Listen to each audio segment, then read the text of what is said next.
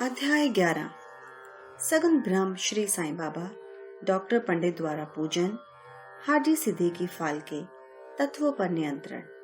इस अध्याय में अब हम श्री साईं बाबा के सगुन ब्रह्म स्वरूप, उनका पूजन तथा तत्व नियंत्रण का वर्णन करेंगे। सगुन ब्रह्म श्री साईं बाबा। ब्रह्म के दो स्वरूप हैं, निर्गुण और सगुन। निर्गुण निराकार है और सगुन साकार है। यद्यपि वे एक ही ब्रह्म के दो रूप हैं, फिर भी किसी को निर्गुण और किसी को सगुन उपासना में दिलचस्पी होती है। जैसा कि गीता के अध्याय 12 में वर्णन किया गया है, सगुन उपासना सरल और श्रेष्ठ है। मनुष्य स्वयं आकार में है, इसीलिए उसे ईश्वर की साकार उपासना स्वभावतः ही सरल है। जब तक कुछ काल सगुन ब्रह्म की उपासना न की जाए, तब तक प्रेम और भक्ति में वृद्धि ही नहीं होती। सगुन उपासना में जैसे जैसे हमारी प्रगति होती जाती है, हम निर्गुण ब्रह्म की ओर अग्रसर होते जाते हैं। इसीलिए सगुन उपासना से ही श्री गणेश करना अति उत्तम है। मूर्ति, वेदी, अग्नि, प्रकाश, सूर्य, जल और ब्राह्मण आदि सप्त उपासना की वस्तुएं होते हुए भी सद्गुरु ही इन सब में श्रेष्ठ है। श्री साईं का स्वरूप आंखों के सम्मुख लाओ, जो वैराग्य की प्रत्यक्ष मूर्ति और अनन्य शरणागत भक्तों के आश्रय दाता है। उनके शब्दों में विश्वास लाना ही आसन और उनके पूजन का संकल्प करना ही समस्त इच्छाओं का त्याग है। कोई कोई श्री साईं बाबा की गणना भगवत भक्त अथवा एक महाभागवत में करते थे या करते हैं, परंतु हम लोगों के लिए तो वे ईश्वर अवतार हैं। वे अत्यंत क्षमाशील, शांत, सरल और संतुष्ट थे, जिनकी कोई उपमा ही नहीं दी जा सकती।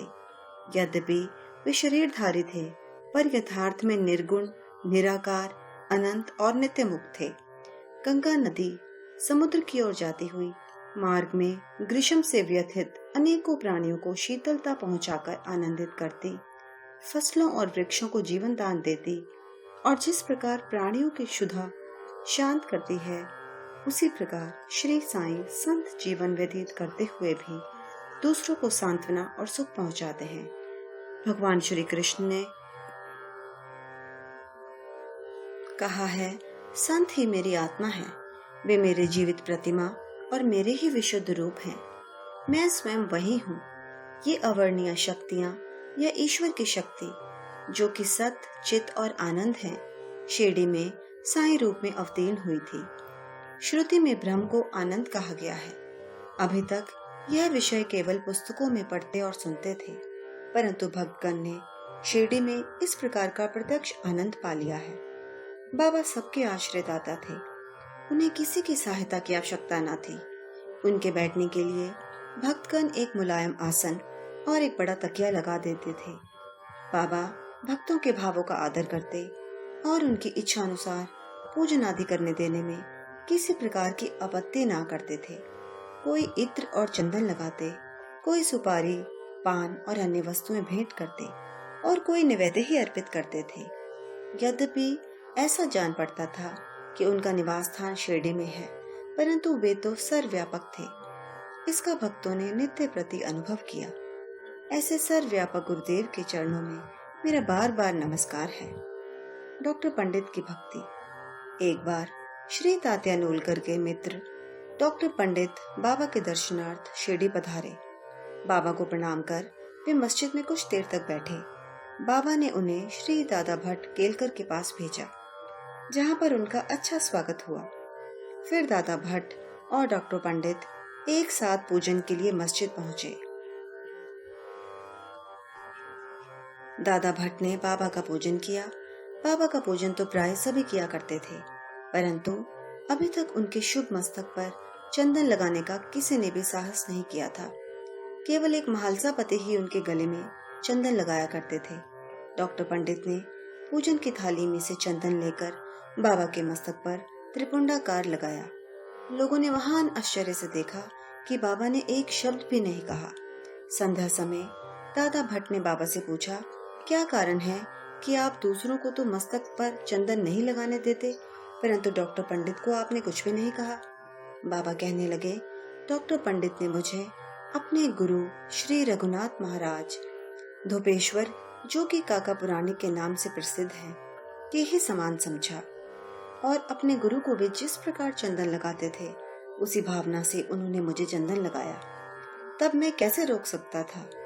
पूछने पर डॉक्टर पंडित ने दादा भट्ट से कहा कि मैंने बाबा को अपने गुरु काका पुराणिक के समान जानकर ही उन्हें त्रिपुंडाकार चंदन लगाया है, जिस प्रकार मैं अपने गुरु को सदैव लगाया करता था।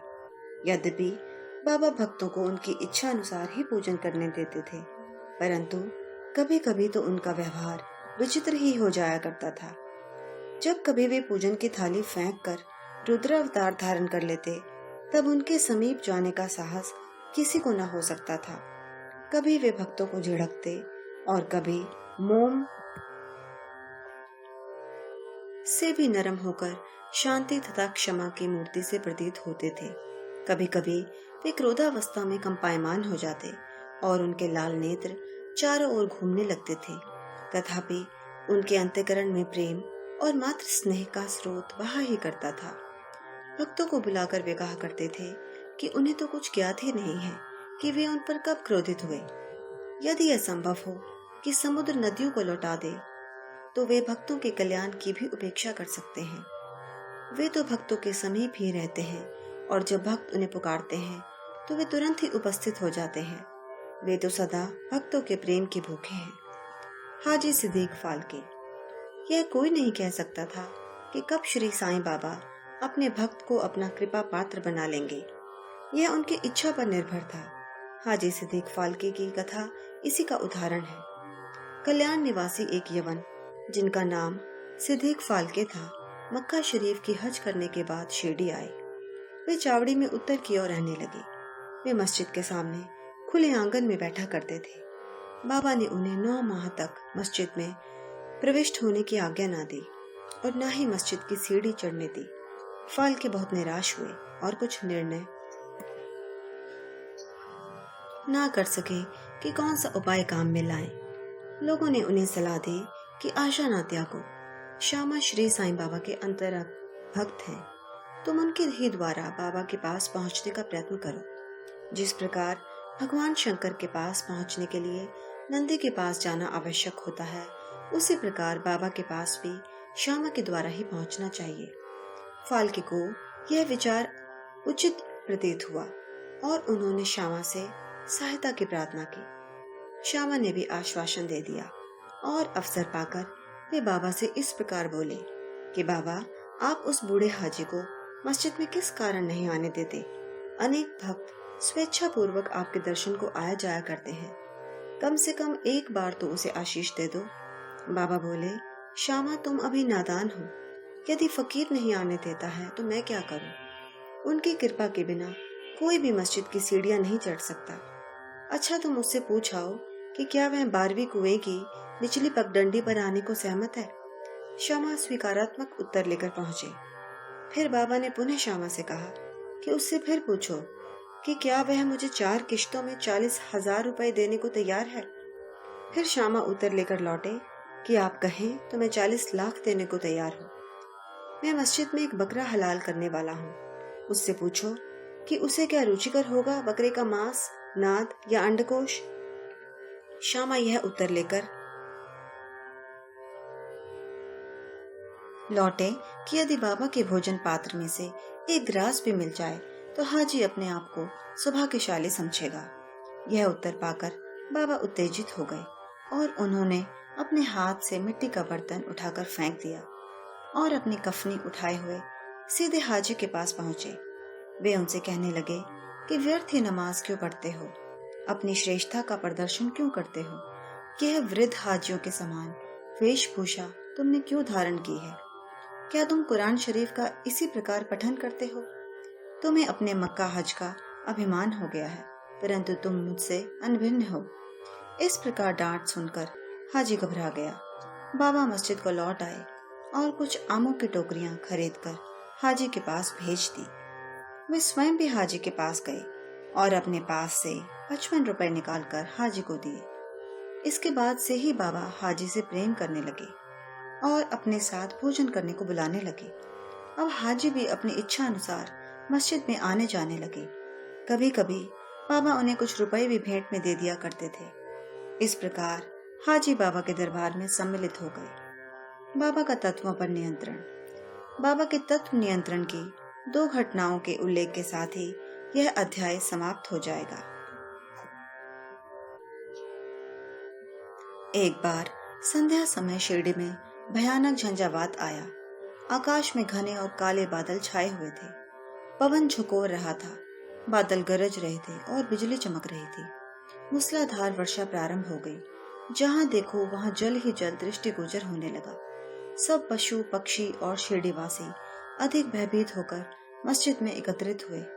शिरडी में देवियां तो अनेकों हैं, परंतु उस दिन सहायतार्थ कोई न आई।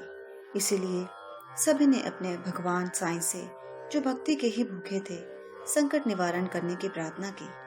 बाबा को भी दया आ गई और वे बाहर निकल आए।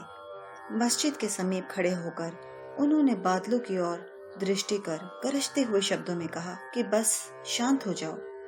कुछ समय के बाद ही वर्षा का जोर कम हो गया और पवन मंद पड़ गई और आंधी भी शांत हो गई। आकाश में चंद्रदेव उदित हो गए। तब सब लोग अति प्रसन्न होकर अपने अपने घर लौट आए। एक अन्य अवसर पर मध्याह्न के समय धूनी की अग्नि इतनी प्रचंड होकर जलने लगी कि उसकी लपटें ऊपर छत तक पहुंचने लगी। मस्जिद में बैठे हुए लोगों की समझ में न आता था कि जल डालकर अग्नि शांत कर दे अथवा कोई अन्य उपाय काम में लाएं। बाबा से पूछने का साहस भी कोई नहीं कर पा रहा था, परंतु बाबा शीघ्र ही परिस्थिति को जान गए। उन्होंने अपना सटका उठाकर सामने के खंबे पर बलपूर्वक प्रहार किया और बोले, नीचे उतरो और शांत हो जाओ। सटके की प्रत्येक ठोकर पर लपटें कम होने लगी और कुछ मिनटों में ही धुनी शांत और यथापूर्वक हो गई। श्री साईं ईश्वर के अवतार हैं। जो उनके सामने नत होकर उनके शरणागत होगा, उस पर वे अवश्य कृपा करेंगे। जो भक्त इस अध्याय की कथाएं प्रतिदिन श्रद्धा और भक्ति पूर्वक पठन करेगा, उसका दुखों से शीघ्र ही छुटकारा हो जाएगा। केवल इतना ही नहीं, वरन उसे सदैव श्री साईं चरणों का स्मरण बना रहेगा और उसे अल्पकाल में ही ईश्वर दर्शन की प्राप्ति होकर उसके समस्त इच्छाएं पूर्ण हो जाएंगी और इस प्रकार वह निष्काम बन जाएगा। श्री सद्गुरु साईनाथार्पणमस्तु। शुभम भवतु।